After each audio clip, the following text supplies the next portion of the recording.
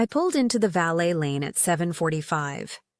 The car under me was worth more than my parents' house. One of one. Hand-built. Never driven in public before that night. My mother saw it first. She was standing at the entrance in her silver gown, mid-laugh with some donor. Then her eyes landed on the car. Her face went white. My father turned. He stopped mid-sentence. Because they knew exactly whose design this was. For 20 years they'd worshipped one man, Dante Rossi, the Italian legend who built automotive art. And here I was, their grease monkey son, the kid they called a failure, driving the car Dante Rossi built with his own hands. Want to know how the mechanic they disowned ended up with the keys to a prototype they'd only seen in magazine spreads? Drop your country and what time it is right now. Hit that like button. Subscribe if you want to see how this ends. Because what happened next didn't just flip the script. It rewrote their entire world. Let me back up 6 months. I grew up in a house where image was everything. My parents were corporate lawyers. Big firm, bigger egos. They collected status symbols the way other people collect stamps. The right car, the right zip code, the right friends. And Dante Rossi was their patron saint. His designs hung in frames in our hallway. They owned 3 coffee table books about his work. My mother once flew to Milan just to see one of his cars at a private viewing.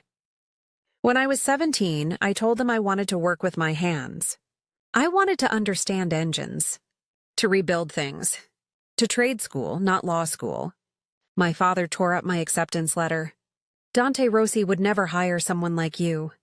That's what my mother said. Word for word. I'll never forget it. I went anyway, nights and weekends in a small shop across town. I earned my ASE master certification by 22. I restored a 67 Alfa Romeo from a rusted shell to a show winner.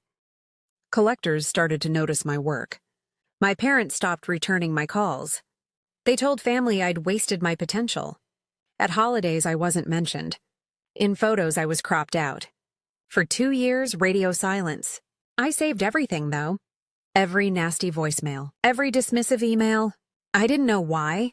Just a feeling. Then my mother called. First time in 24 months. And I should have known better. Her voice was warm, too warm. Sweetheart, your father and I have been thinking. It's been too long. We want to fix this. They were hosting their 30th anniversary gala. 200 guests. A big deal. We'd love for you to come. It's time to be a family again. I wanted to believe it. I really did. So I said yes. 3 days later, I swung by their house to drop off my RSVP. I heard them through the kitchen window. Speakerphone. My mother's voice, crisp and cold. We'll seat him in the back. Near the caterers? If anyone asks, just say he's between opportunities. My father laughed. Just keep him away from the Rossis. Marco is coming. Dante's son. This is our shot at the investment partnership. I won't let grease stains ruin it. My brother chimed in from somewhere in the room. What if someone asks what he does? You say he's figuring things out. That's it. No details. I stood there on their driveway, frozen. They didn't want to mend anything. They wanted a body in a chair so the family looked complete in photos. I checked the event program that night. They'd posted a draft online. 2 children listed. My brother, my sister. I'd been erased. The gala was in 4 weeks, and I had a decision to make. For a week, I didn't sleep much. I kept replaying that line. Grease stains. Like I was something dirty. Something to manage? Part of me wanted to skip the whole thing. Ghost them the way they'd ghosted me. But another part, the younger part, still wanted them to see me. To be proud. Pathetic, I know. Then my biggest client called. A guy who'd hired me to restore a '73 Porsche 914. He pulled the contract.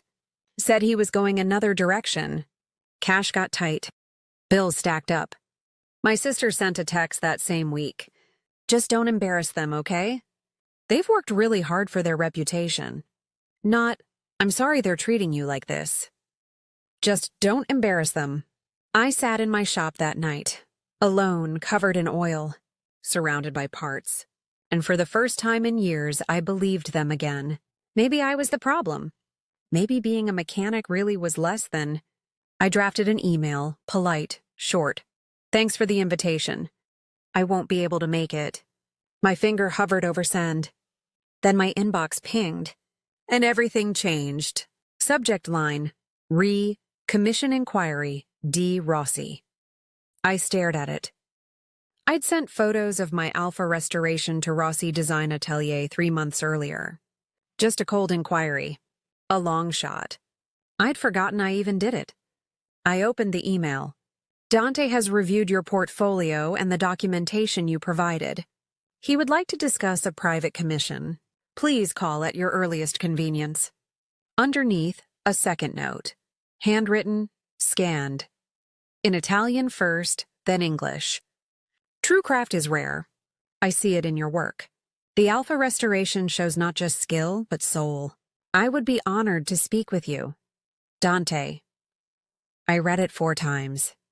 Dante Rossi, the man my parents had worshipped for 20 years, the legend who they said would never hire someone like me, had just called my work art. I called the number that night. A woman answered, transferred me. Then a voice, older, warm, lightly accented. This is Dante. We talked for an hour, and what he offered me was bigger than anything I'd imagined. Way bigger. While I was on the phone with a legend, my parents were tightening the screws. 2 days after that call, a letter arrived. Certified mail. From my father's firm. On letterhead. It wasn't a request. It was a list of conditions. If I attended the gala, I had to arrive separately. Wear a suit they'd provide. Sit where they assigned me. And I quote, refrain from discussing employment or personal business with any guest. They'd turned my attendance into a contract. That weekend, my mother posted on Instagram a photo of her, my dad, my brother, and my sister. Caption, can't wait to celebrate 30 years with our 2 amazing children by our side. 2. The comments poured in, friends, colleagues, all congratulating the perfect family. I wasn't in the photo. I wasn't in the caption. I didn't exist. My brother called that night. Guilt in his voice, but not enough to matter. Look, just play along, okay? Dad's trying to close a deal with Marco Rossi, Dante's son. It's a huge investment thing. If it goes south, they lose everything. And I'm the liability. You know how they are. Just this once, please. The gala was in 10 days, and sitting in my safe, locked and signed, was a contract they knew nothing about. A contract with the one name that could shatter everything they were building. The contract was 6 pages, but only 2 paragraphs mattered. Dante Rossi was commissioning me to fully restore his personal 1972 prototype. The car he'd designed by hand. The one that never went to production. The one he'd kept in climate-controlled storage for 30 years. Parts alone were valued at over $100,000.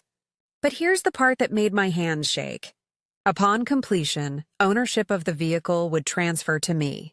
Not as payment, as tribute. His words, this car deserves someone who understands its soul. That is you. The same man my parents idolized had chosen me. The son they erased. There was one more document in the envelope. A handwritten invitation on Rossi Atelier stationery. You are invited as my personal guest to the Laurent Anniversary Gala. I look forward to seeing my car again, and to introducing you to colleagues who should know your work. Dante. He knew. He knew it was my parents' event. And he wanted me there, not hidden in the back. As his guest. I finished the restoration 3 days before the gala. The car was perfect, and I was ready. 2 nights before the gala, my sister finally cracked. She called me, voice shaking. I need to tell you something. And I'm sorry I didn't say it sooner. She told me everything. Mom and Dad were underwater. A bad real estate investment. Leveraged to the edge. They owed $427,000. Net. The house, the cars, the club memberships. All mortgaged. They had 60 days before foreclosure. The gala wasn't a celebration. It was a pitch meeting. Marco Rossi's investment firm was their last shot. If they could sell him on a partnership, they could survive. If they couldn't, they'd lose everything. And a mechanic's son shattered the story they were selling. The perfect family. The perfect image. That's all they had left to trade on. They're desperate, my sister said. That's why they're acting like this. It's not about you. But it was about me. It always had been. Just not in the way she thought. I thanked her. Told her I understood, and I did.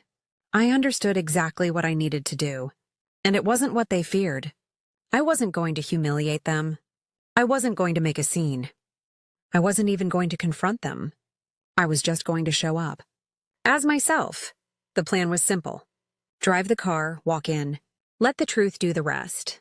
No speech, no call-out. No drama, just presence. I texted my mother the morning of the gala. I'll be there tonight.